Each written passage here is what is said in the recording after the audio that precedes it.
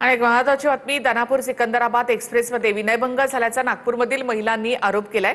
तक्रार करूनही वेळेमध्ये मदत न मिळाल्याचा दावा सुद्धा त्यांनी केला आहे।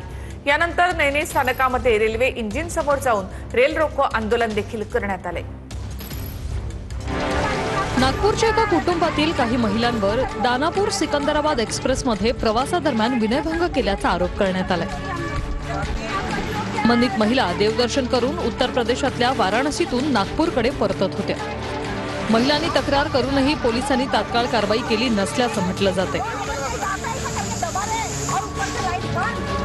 या महिलांचं बुकिंग असल्यानं त्या रिझर्वेशन डब्यातून प्रवास करत होत्या।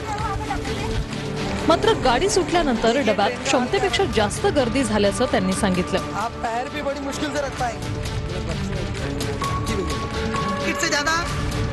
आरक्षित डब्यात मोठ्या प्रमाणात विना तिकीट प्रवासी शिरल्यानं प्रवाशांना प्रचंड गैरसोयीचा सामना करावा लागला।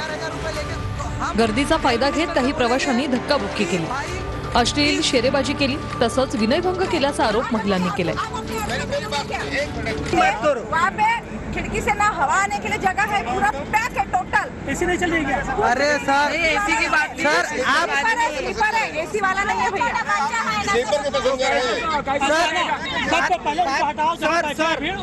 वो बात भी नहीं है, लेडीज नहीं आ रहे हैं ना, तो ऐसे हाथ लगा रहे, ऐसे हाथ लगा रहे।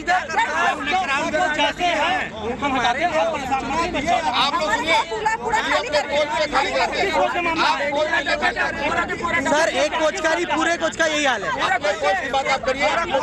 सर, वो गलत हो जाएगा। पूरा कोच भरा एज फॉर में। रेल्वे हेल्पलाईन 139 वर संपर्क साधला, मात्र तात्काळ आणि प्रभावी मदत मिळाली नसल्याचा दावा पीडित महिलांनी केलाय। संतापलेल्या महिलांनी अखेर नैनी रेल्वे स्थानकावर रेल्वे इंजिनासमोर जाऊन रेल रोको आंदोलन केलं। जोपर्यंत कारवाई होत नाही तोपर्यंत रेल्वे पुढे जाऊ देणार नसल्याचा पवित्रा महिलांनी घेतला होता। अनेक प्रयत्न करूनही विनंत्या करूनही रेल्वेचे तिकीट चेकर घटना घडलेल्या डब्यात आलाच नाही।